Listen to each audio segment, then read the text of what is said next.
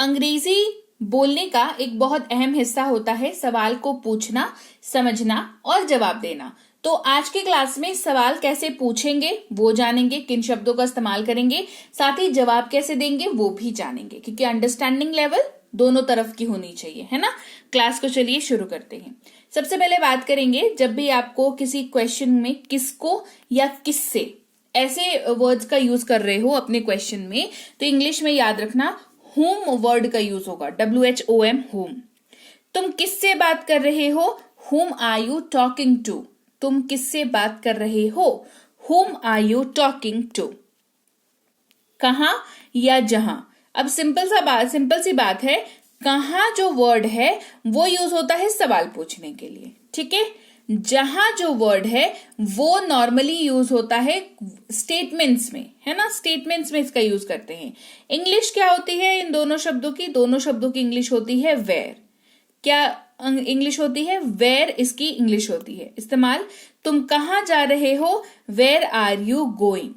तुम कहां जा रहे हो, वेयर आर यू गोइंग। आगे बढ़ते हैं। योर इस्तेमाल होता है आपका या तुम्हारा। क्या इस्तेमाल होता है? आपका या तुम्हारा यूज होता है अगर हिंदी में, तो योर का यूज करते हैं इंग्लिश में, ठीक है। तुम्हारी कार कहाँ है, वेयर इज योर कार। तुम्हारी कार कहाँ है, वेयर इज योर कार।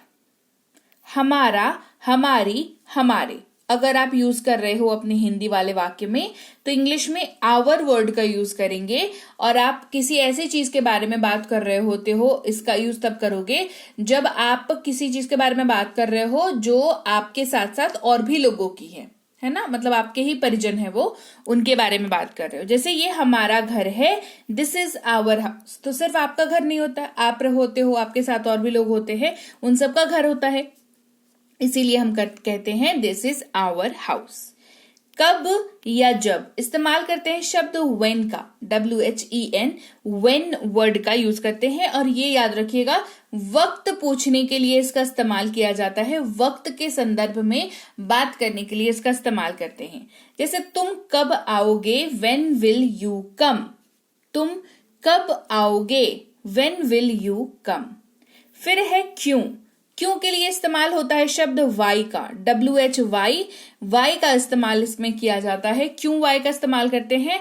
क्योंकि ये इस्तेमाल होता है रीजन पूछने के लिए, है ना। तो क्यों आप हिंदी में पढ़ के ही समझ सकते हो क्यों का मतलब क्या होता है, राइट। तो रीजन जब बात करनी हो, इंग्लिश में रीजन पूछना हो, तो वाई वर्ड का यूज करके क्वेश्चन पूछ लो। जैसे तुम्हें देरी क्यों हुई, वाई आर यू लेट। तुम्हें देर क्यों हुई या तुम्हें देरी क्यों हुई, वाई आर यू लेट। कैसे इस्तेमाल करते हैं शब्द हाउ का, जब आप प्रोसेस जानना चाहते हो कि ये कैसे हुआ, ये तुमने कैसे किया, है ना। Process, you want to know the process of it, है ना, तो हाउ का यूज करेंगे।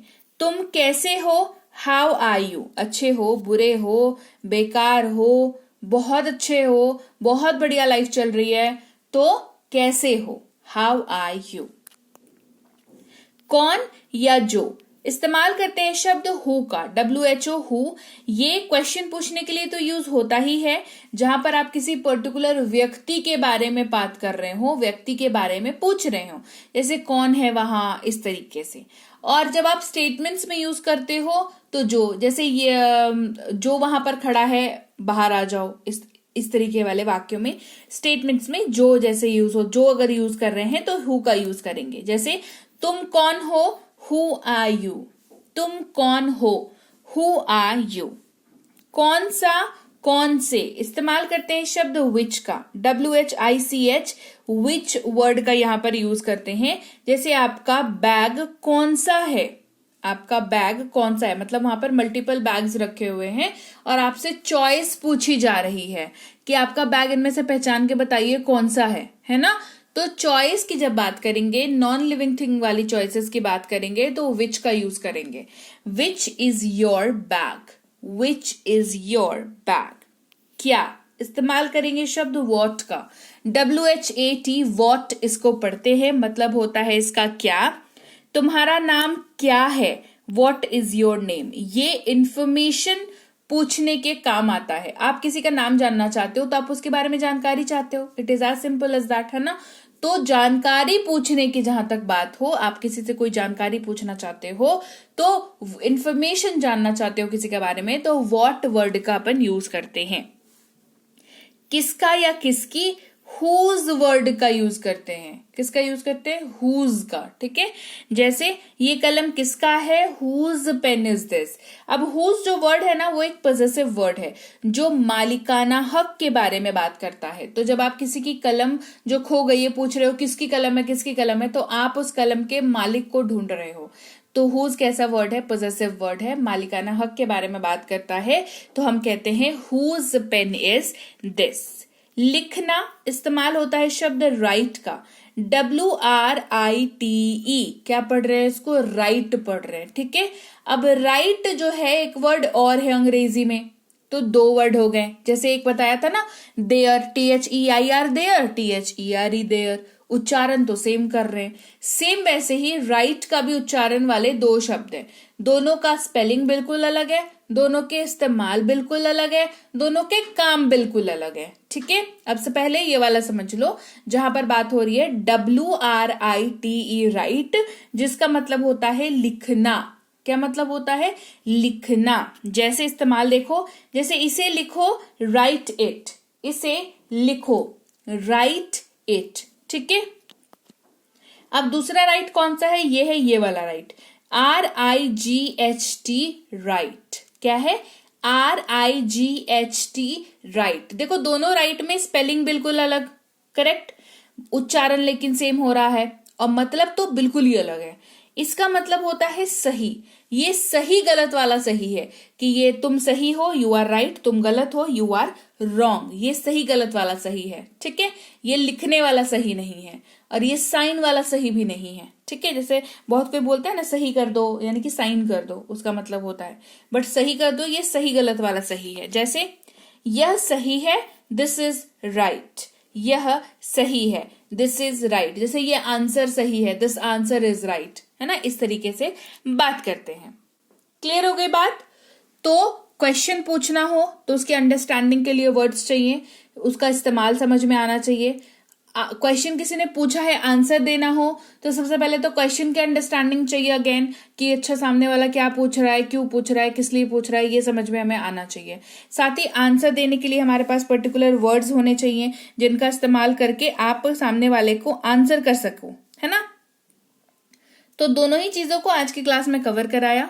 क्लास कैसी लगी कमेंट करके मुझे जरूर बताएं। क्लास अच्छी लगी है, क्लास को लाइक करें, क्लास को शेयर करें। आप देख रहे हैं संरीति इंग्लिश एकेडमी, मैं हूं प्रीति मैम।